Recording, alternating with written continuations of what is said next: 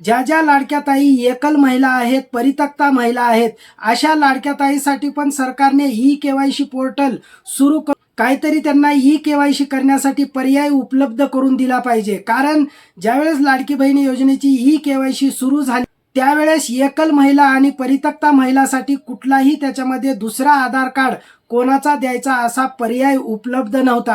प्रत्येक वेळेला ही मागणी आपल्या व्हिडिओच्या माध्यमातून सरकारकडे करत आहे, पण सरकारचं लक्ष आणखी या मागणीकडे गेलेलं नाही.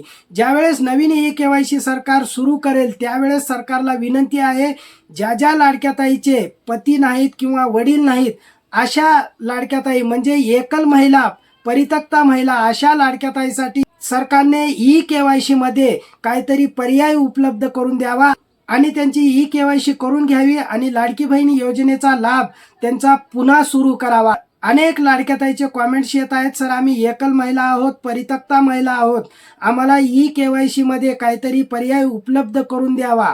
तर बघा लाडक्या ताईंनो, काळजी करू नका, ही मागणी पण आपण आपल्या चॅनेलच्या माध्यमातून सरकारकडे मांडत राहणार आहोत. सरकारने या संदर्भात पण काहीतरी निर्णय घ्यावा आणि ज्यावेळेस नवीन ई-केवायसी सुरू होईल त्यावेळेस एकल महिलांसाठी पण ई-केवायसी पोर्टलमध्ये काहीतरी ई-केवायसी करण्यासाठी पर्याय उपलब्ध करून द्यावा.